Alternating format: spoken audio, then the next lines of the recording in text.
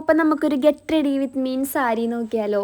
അപ്പോൾ ഏറ്റവും ആദ്യം ഞാൻ ഫേസ് ടോണർ ഇട്ട് കൊടുത്തു കേട്ടോ. അപ്പോൾ ഫേസിൽ നന്നായി അപ്ലൈ ചെയ്ത് കൊടുത്തു. അതിനുശേഷം മിനിമലിസ്റ്റിൻ്റെ സൺസ്ക്രീനാണ് അപ്ലൈ ചെയ്തത്.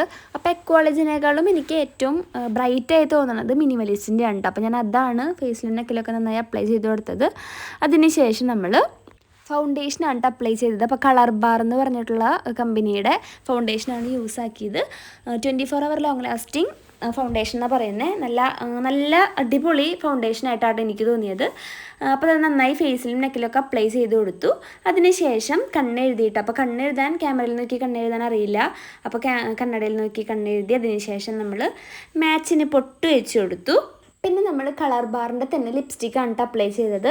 അപ്പോൾ ഈ ഷെയ്ഡ് എനിക്ക് ഒത്തിരി ഇഷ്ടമായി. കാണണ പോലെയല്ല കേട്ടോ, ഇട്ട് കഴിഞ്ഞപ്പോൾ എൻ്റെ ലിപ്പിന് നന്നായി സ്യൂട്ടാവുന്നുണ്ടായിരുന്നു. അത് നമ്മൾ കണ്ണിൻ്റെ മുകളിലും ചെറുതായിട്ട് ഇങ്ങനെ ഇട്ട് കൊടുത്തു ഐ ഷാഡോ പോലെ. അതിനുശേഷം റെഡ് സ്റ്റോൺ വെച്ച കമ്മൽ ഇട്ട് കൊടുത്തു. പിന്നെ നമ്മൾ ഷോ ഓഫ് ചെയ്യുകയാണ് ക്യാമറയുടെ മുൻപിൽ.